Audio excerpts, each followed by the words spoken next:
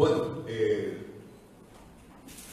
a mí me asustó cuando vi el título del debate, la falsa meritocracia de una sociedad desigual. Pero me parece un título sumamente acertado. La meritocracia como centro de debate, aquí en la Facultad de Filosofía y que me van a ir corrigiendo muchas cosas. Pero creo que sabemos perfectamente que esto pasó a ocupar un poco el centro del debate científico, sociológico y político a partir de la obra de Michael Young en 1958, donde escribe un ensayo sobre el triunfo de la meritocracia en la Inglaterra de 1820 a 2034, que era una obra de ficción, un ensayo sobre la educación y la identidad. En realidad, Michael Young escribió en su obra una sociedad distópica, o sea, una sociedad no deseada, donde evidentemente tendría un gobierno, una élite, o sea, una elitización de la sociedad, donde los privilegiados, que serían unos pocos, legitimarían absolutamente sus privilegios, se legitimaría la desigualdad total y absoluta a partir de la meritocracia, porque estos son, la élite gobernante sería la élite la más inteligente, la más esforzada. O sea, mérito sería igual a inteligencia más esfuerzo. Esto es, a grandes rasgos, lo que entendió Michael Young sobre meritocracia en esa obra, repito, editada en 1951. Yo creo que hoy, si mira un poco la sociedad inglesa y la sociedad mundial, Michael Young se dará cuenta y comprenderá que no se ha equivocado. O sea, lo que él describió como una ficción hoy se está convirtiendo en realidad. Porque el tema de la meritocracia, que se ha convertido en el discurso preferido, no solamente de una sociedad desigual y de tercer mundo como la sociedad paraguaya. El sistema mundo funciona así. El sistema económico mundial funciona así. O sea, la meritocracia hoy es el elemento legitimador por excelencia, así como lo fue en su momento, en la época de la monarquía absoluta, en la época del poder divino, que no decían que ese poder venía de Dios, nadie podía discutir. Bueno, hoy ese poder de legitimación tiene la meritocracia. Y nos dicen claramente que la desigualdad es producto precisamente de esto, de que en la sociedad existen ganadores y perdedores. Y los que pierden no por otra cosa, sino por sus propias debilidades, por su falta de inteligencia, por su falta de esfuerzo, porque son haraganes nomás luego, porque en definitiva en este mundo occidental y cristiano y globalizado, el que quiere puede. Y el que no llega es porque no quiere. Esto se ve traducido en políticas públicas implementadas por los estados. Y antes de llegar que yo estuve pensando más cercanamente en lo que ocurre hoy en Paraguay, y me vino a la memoria un proyecto de la actual administración del Ministerio de Educación que está planteando crear centros de alto rendimiento para mejores egresados. Es decir, colegios donde solamente van a poder asistir aquellos que tengan promedio o calificaciones. Esto es lo más paradigmático de la meritocracia, porque la meritocracia tiene una obsesión por las cuantificaciones, por los exámenes, por las puntuaciones, por los rankings. Fíjense lo que va a significar esto en una sociedad desigual como Paraguay. Generar centros de excelencia donde solamente puedan asistir los mejores egresados.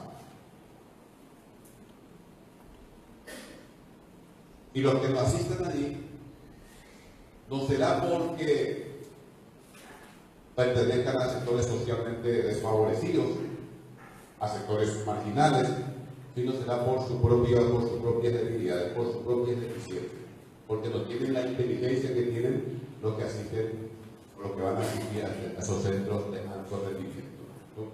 Cuando yo escuché esto pensé que se debería a preparar atletas para los Juegos Olímpicos. No, en realidad es un programa serio que se quiere implementar en el sistema educativo nacional.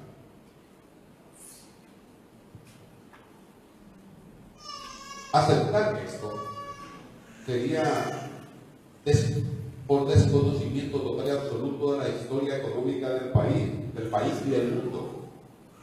O sea, aceptar que en nuestro país hay desigualdad, que hay una pequeña élite privilegiada, una pequeña élite gobernante.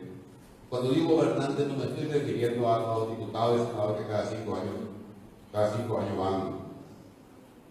van haciendo cambio de guardia. Estamos hablando de los que gobiernan realmente este país, de los que vieron pasar a Stroessner, a Rodríguez, a Juan Mossi, vieron pasar a González Mati, a Nicanor, a Lugo, a Federico, y lo van a ver pasar también acá. Y están siempre en el mismo lugar, están gobernando en serio esta sociedad. Me estoy refiriendo a esa clase gobernante. Aceptar que esto es producto de que estos pocos son los más inteligentes, los más habilidosos, los más trabajadores, los más esforzados de la sociedad, y que la gran mayoría empobrecida de la sociedad es la masa estólida, ignorante, haragana, estúpida, reflejaría un grave desconocimiento de esta historia económica del Paraguay y del mundo. Yo creo que no hay que ser muy estudiosos para ver cuál es la evolución económica y social de este país. O sea, basta con revisar un poquitito a Schwarzman, a una historia económica del doctor Campos, y uno ve cómo la élite económica gobernante de este país es exactamente la misma de hace siglos. Pero hay una última obra, por lo menos leída por mí, un trabajo muy interesante de Thomas Piketty, este economista francés, que hace una investigación sobre la evolución de las riquezas, tanto privadas como públicas, inclusive desde el principio del siglo XVIII. Y uno de los aspectos investigados, o sea, una de las fuentes de investigación de Thomas Piketty es precisamente el estudio de las sucesiones, de los juicios sucesorios, que en algunos países como Francia, Gran Bretaña, Suecia, puesto hay datos mucho más precisos y de mayor alcance, inclusive desde el principio del siglo XVIII. ¿Y qué es lo que demuestra en definitiva Thomas Piketty, para no entrar en detalles?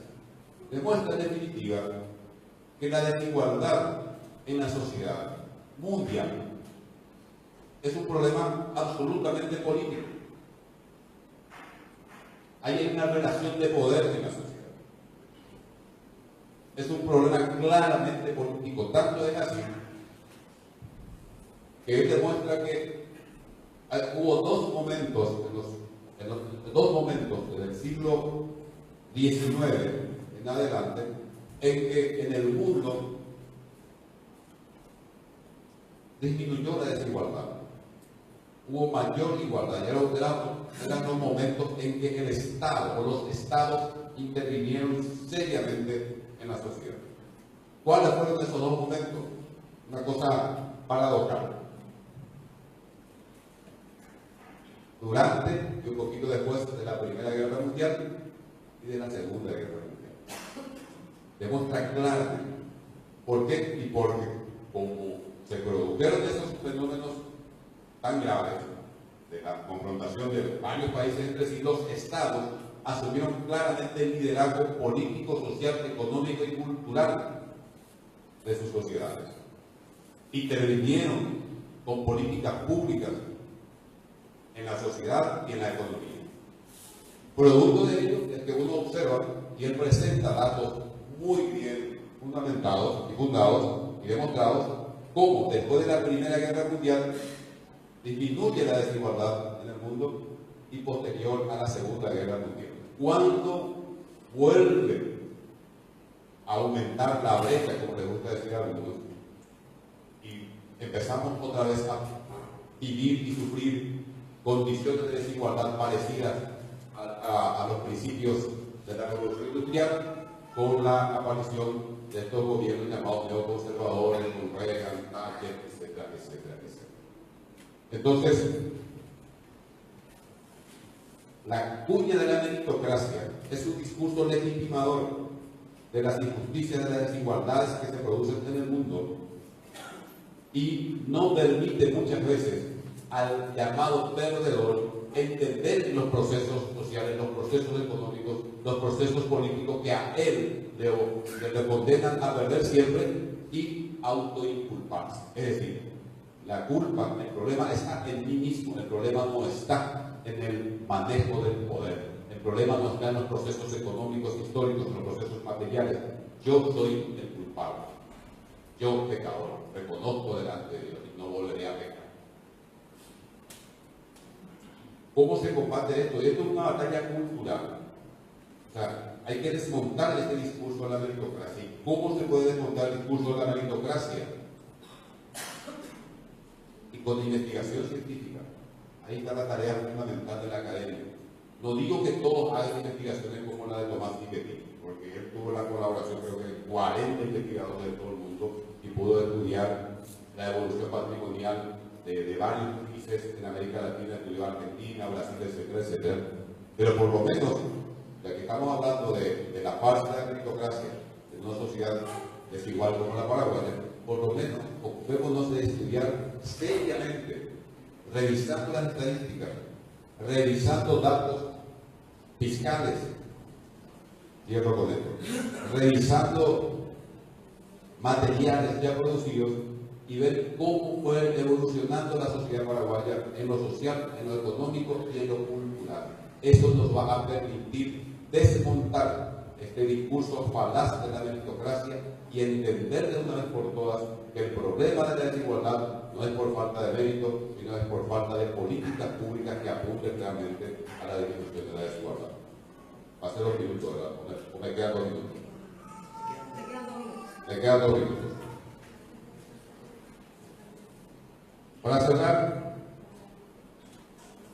yo soy de la teoría de que el mundo, o que la relación de poder en el mundo, no ha cambiado mucho. Cambian los matices, cambian los discursos en todo caso. Pero a mí me parece que para poder instalar realmente una sociedad más democrática, una sociedad con mayor justicia social, hay que entender lo que pasa en el mundo como tal. Hay que plantear políticas globales. Solamente con políticas en el Paraguay no se soluciona este tema, porque esto es un problema global. En esto no soy absolutamente original. Este es un planteamiento conclusivo de Tomás Piketty en esta obra que ya existe El Capital del siglo XXI y otro opúsculo que también editó La economía de la desigualdad. Ahí está claramente demostrado que afrontar esta problemática, reduciendo no solamente a las fronteras nacionales, no va a permitirnos superar esta farsa, en este caso, de la meritocracia en una sociedad desigual, yo diría, en un mundo desigual. Y no vamos a poder solucionar los problemas más graves que nos